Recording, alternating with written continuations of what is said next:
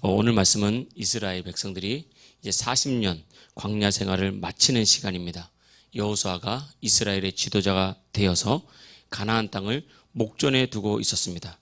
근데 가나안 땅을 바로 목전에 두고 있는데 가나안 땅에 들어가는 것을 방해하는 큰 문제가 생겼는데 그것은 바로 요단강이었습니다.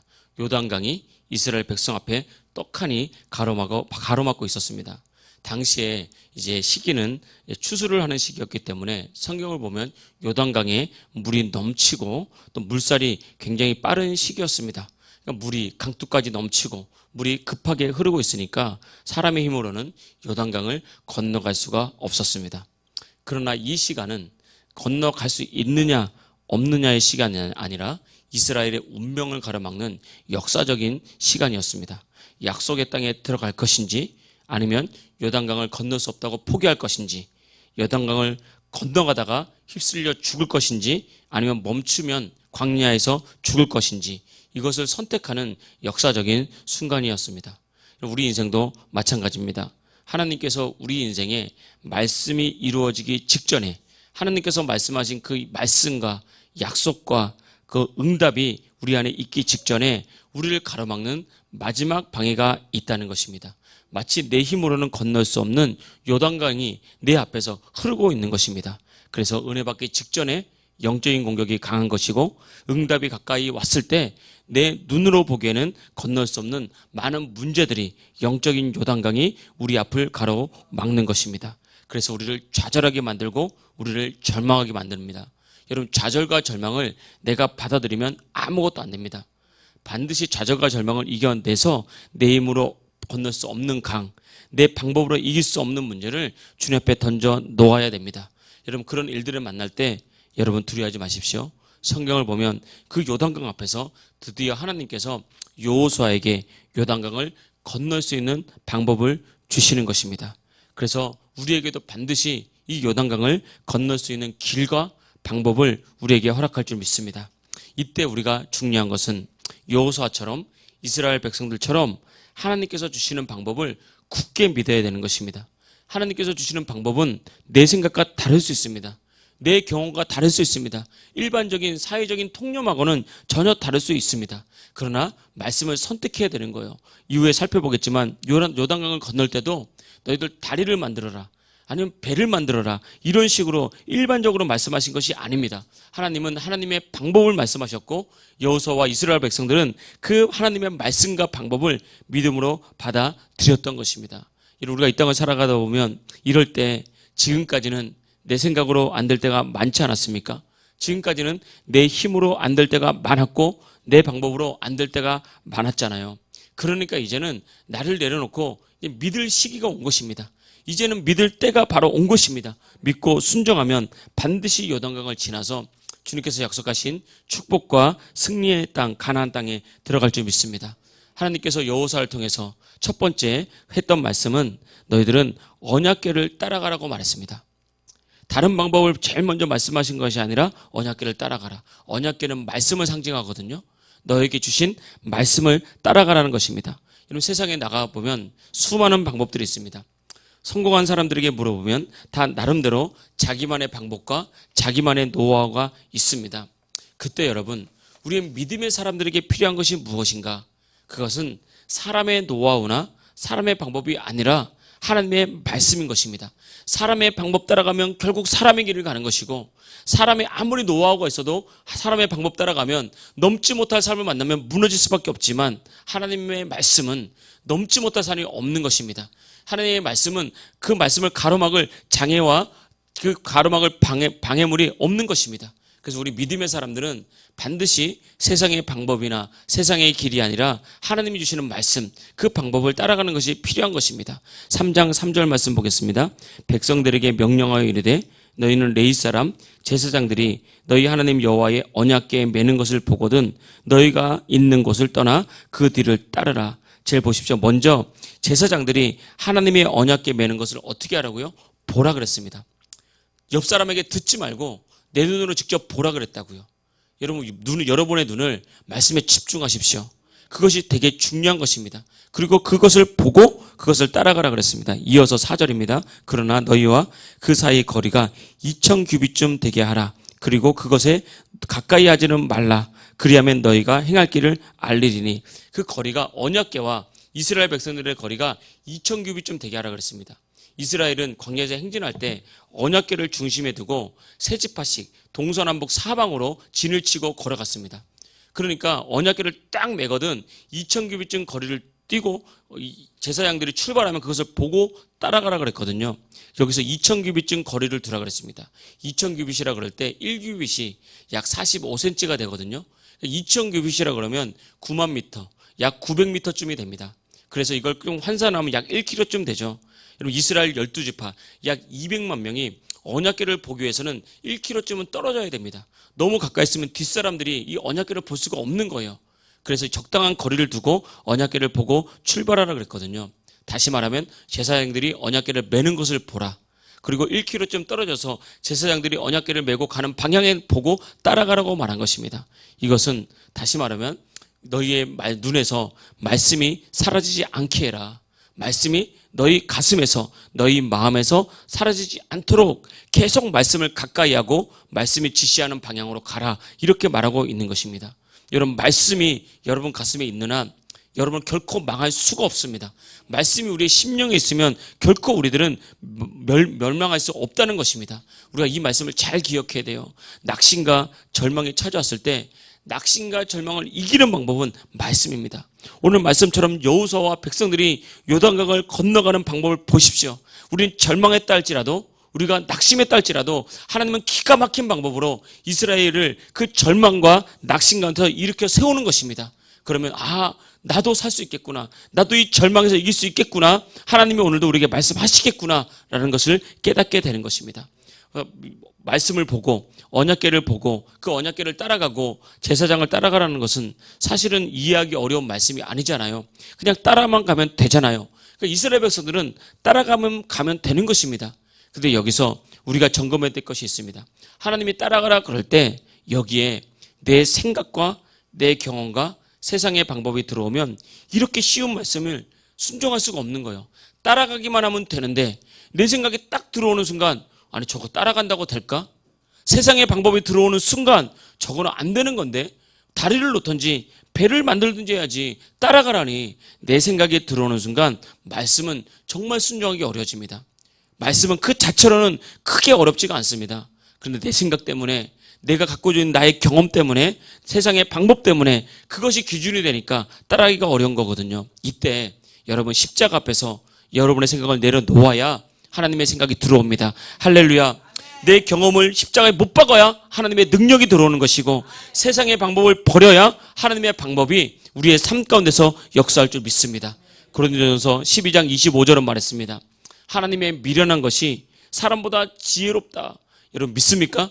하나님의 미련한 것이 우리보다 더 지혜롭습니다. 하나님의 약한 것이 사람보다 강합니다. 할렐루야. 바로 이것입니다. 우리가 말씀을 따라가는 이유는 하나님이 나보다 더 지혜롭기 때문에 우리가 말씀을 붙잡고 그 말씀을 보는 이유는 하나님이 우리보다 더 강하기 때문에 이 말씀을 믿으시길 축복합니다.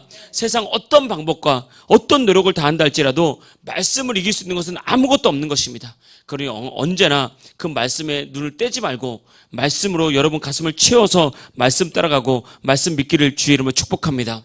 하나님은 지금도 성령님을 통해서 이 시간 우리에게 필요한 말씀을 주십니다. 또한 우리가 해야 될 일을 지시하십니다.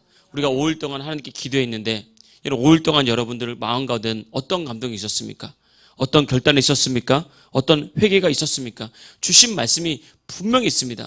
그걸 잊지 말고요. 성경책 맨 앞에 메모를 해놓고 딱 붙여놓고 하루를 지내면서 계속 그 말씀을 묵상하고 그 말씀을 고백하고 그 말씀 가운데 행하실 주님을 바라보시길 축복합니다. 그러면 하나님께서 이제는 구체적으로 말씀을 어떻게 따라가야 되는지 말씀을 어떻게 적용해야 되는지 그 말씀을 구체적으로 알려주실 줄 믿습니다. 4절 말씀 뒤에 후반절 보겠습니다. 그것에 가까이 하지는 말라. 그리하면 너희가 행할 길을 알리리니 너희가 이전에 이 길을 지나보지 못하였음이니라 하니라. 아멘. 그렇게 하면 우리의 행할 길을 알려주겠다는 거예요.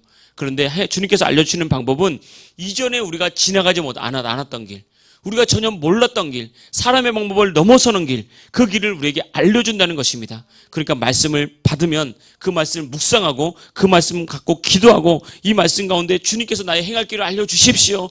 이 말씀을 나의 삶에, 우리의 가정에, 우리의 직장에, 내가 교회에 어떻게 적용해야 됩니까? 라고 주님께 물으면 주님께서 구체적으로 알려주시고, 그 알려주시는 방법은 이전에 내가 몰랐던 방법, 이전에 내가 지나가지 못했던 그 방법으로 알려주는 거예요. 그래서 주의 일은 경험으로 하는 것이 아닙니다.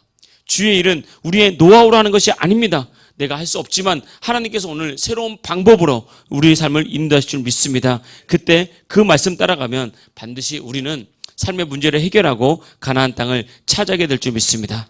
두 번째, 하나님께서 이스라엘 백성들에게 요구하셨던 것은 너희 자신을 성결하게 하라는 것입니다. 3장 4절입니다.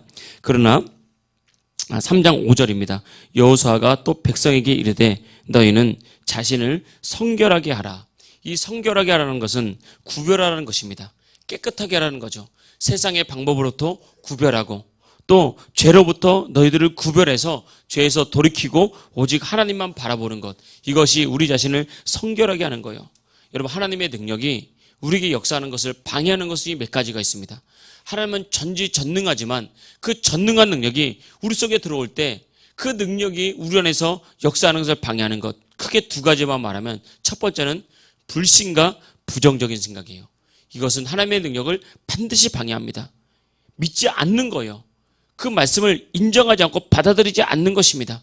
그래서 불신과 부정적인 생각을 우리 마음에 품고 있으면 하나님의 능력이 제한받습니다. 그래서 우리가 그 말씀이 우리 안에 역사하지 않는 거죠. 그래서 하나님의 말씀은 우리의 믿음만큼 역사합니다. 그래서 계속 믿음을 키워야 되는 거예요. 두 번째, 하나님의 말씀이 역사하는 것을 방해하는 것은 죄입니다. 죄. 여전히 죄를 품고 있을 때 하나님의 역사를 방해하는 거예요. 죄는 크게 말씀에서 하라 그런 것, 하지 말라 그런 것이 죄고, 두 번째는 성령께서 우리 마음에서 근심하게 하는 거예요. 내가 어떤 행동을 하는데 성령이 근심하는 거예요. 성령께서 그것은 안 했으면 좋겠다, 그 악한 습관은 끊어야 된다, 이게 죄란 말이에요. 성령님은 근심하게 만드는 것. 하나님은 전지전능하지만 죄가 우리 안에 있고 내가 죄를 품고 있으면 하나님의 역사가 나타나지 않는다는 거예요. 이스라엘 백성들이 이후에 여리고성을 정복한 다음에 큰 능력을 경험했잖아요. 아이성 정복에 실패했습니다. 아이성 정복에 왜 실패했습니까? 하나님의 능력이 없어서 그런 것이 아닙니다. 아간이 말씀을 어기고 범죄했을 때 그 죄가 이스라엘 백성들 안에 들어오니까 하나님의 능력과 역사를 방해하는 거예요. 그래서 이스라엘 백성들이 아이성 정복에 실패했다는 것입니다. 우리가 많은 기도 제목이 있죠. 여러분, 우리가 하나님 앞에 기도하거나 문제 해결을 받기 위해서 아니면 무엇인가를 이루기 위해서 기도를 할 때 여러분 제일 먼저 점검해야 될 것이 무엇이냐? 내가 정말 믿고 있는지. 내가 정말 믿고 있으면 반드시 그 길을 따라갈 수밖에 없습니다. 내가 정말 믿고 있는 것을 우리는 따라가거든요. 두 번째는 여전히 내 안에서 주님께서 근심하고 있는 것은 무엇이고 내가 끊어내기를 원하는 것이 무엇인지 그것을 분별해서 반드시 철저히 끊어내십시오. 하나님 전능하십니다. 하나님 역사하십니다. 하나님께서 이유가 있기 때문에 그걸 끊어내려고 하신 것입니다. 죄를 멀리하면 하나님 역사하십니다. 그래서 하나님께서는 이스라엘 백성들에게 너희들 성결하게 해라, 순결한 믿음과 정결한 믿음을 요구하셨다는 거예요. 하나님께서 오늘도 우리에게 요구하시는 것은 성결하고 정결한 믿음을 요구하십니다. 죄에서 돌이키고 악한 습관을 끊을 것을 요구하고 세상과 타협하지 말고 오직 주님만 바라볼 믿음을 요구하시는 것입니다. 이렇게 하나님께서 이렇게 우리가 죄에서 돌이키고 우리를 정결하게 하면 어떻게 역사하시냐면 5장 후반절 보겠습니다. 여호와께서 내일 너희 가운데 기이한 일을 행하시리라. 할렐루야. 하나님께서 내일 기이한 일을 행하신다는 거예요. 여긴 두 가지 말씀이 있습니다. 내일이라는 말씀이 있고 하나님께서 기이한 일을 행한다는 말씀이 있어요. 내일의 주인은 하나님이십니다. 하나님께서 성경을 보면 너희는 내일 일을 염려하지 말라 그랬어요. 왜? 내일은 우리 게 아닙니다.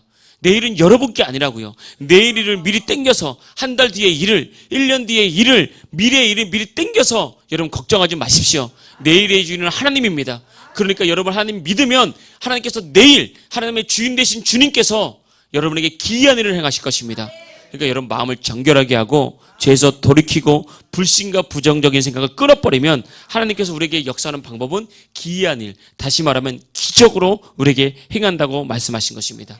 그러니 여러분 이 고난주간을 지나고 우리가 부활의 새벽을 맞기 전에 다시 한번 우리의 신앙을 점검해서 내가 여전히 세상과 타협하고 있는 것은 무엇인지, 성령께서 내 안에 근심하고 있는데 여전히 끊어내지 못하는 죄나 악한 습관은 무엇인지를 점검하고 예수 십자가보를 덮으십시오. 특별히 여러분, 주님의 은혜는 참는 것이 아니라 자유케 하는 것입니다.